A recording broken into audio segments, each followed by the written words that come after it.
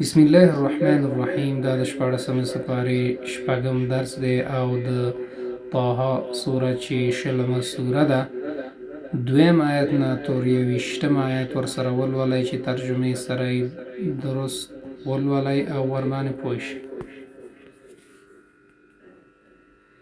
اعوذ بالله من الشیطان الرجیم. لتشقى چې په ستړتیا کې پریوځې ته، وما تحت الثرى او هغه څه چې لاندې له دې خاورې دي، بقبس مفهوم دی په لګېدلې لمبه، فاخلع نعلیک نو وباسه ته دواړه څپلۍ ستا، واهش او څنډم زه، واهش او څنډم زه، علی غنمی مفهوم دی چې پر میږو خپلو، مآربو ضرورتونه، هي حیتون هغه مارو، سیرتها په صورت د هغې.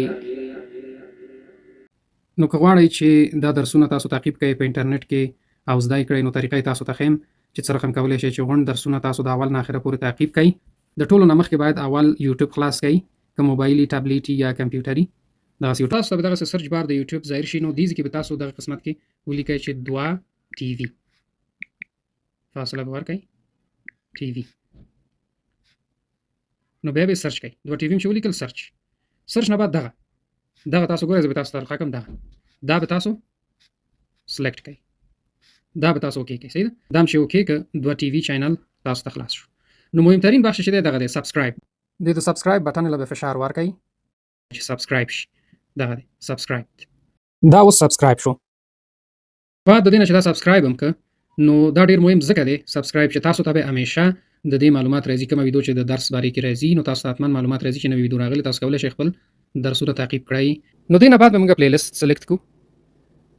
پلی لیست هم چې انتخاب کړئ کې غونډ درسونه دي. پلی لیستونو کې غونډې سپارې شته، مثلا 14مه سپاره شوه، 15مه شوه، 14مه شوه، هره سپاره مثلا اول پورې، څلورمه سپاره شوه، دا د اول جز اوله سپاره. نو په طور مثال مثلا 11مه سپاره به زه انتخاب کړم.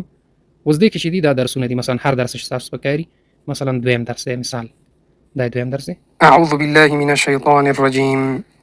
دا د 11مه سپارې دویم درس دی او د سورۃ التوبه چې 9. نو دغه طریقه ده چې تاسو کولی شئ چې په اسانه طریقې سره دا درسونه پیدا کړئ او ادامه ورته ورکړئ.